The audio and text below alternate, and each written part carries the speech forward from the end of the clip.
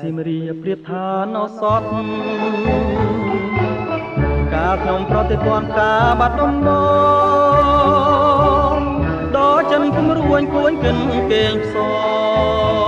ងតែបាត់ដំបងកងស្មាចំបាឥឡូវបានយល់ចំពេសៀមរាបក្រអូបជួតជ្រាបពោពេញអរាទ្រង់បងបានស្បាយពីរឿងស្នេហានៅការចំបាឲ្យរៀមក្រៀមក្រមរយព្រួយរយនឹករយសានទន្ទឹងពុំឃើញនំនឹងដែលជ្រៀងផ្ដាផ្ដាំកន្លងក៏ទៅជាយុខែឆ្នាំតើឲ្យទ្រាំចាំដេចទៅពេលនេះចំបៃសៀមរាបបងអើ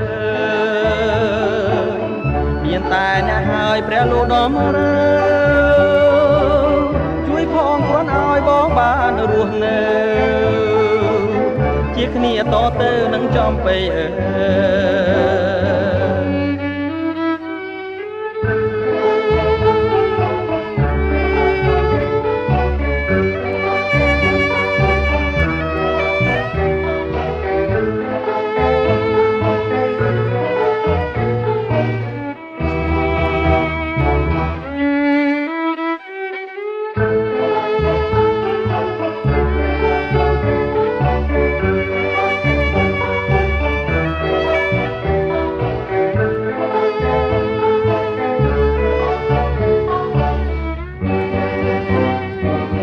រយព្រួយរយនឹករយសានទន្ទឹង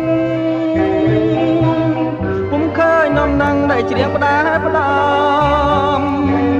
កន្លងក៏ទៅជាយុខែឆ្នាំ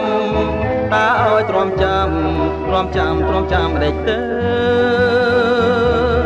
ពេលនេះចំបៃសៀមរាបបងអើយមានតែអ្នកហើយព្រះលោកដំរើជួយផងគ្រាន់ឲ្យបងបានរស់នៅ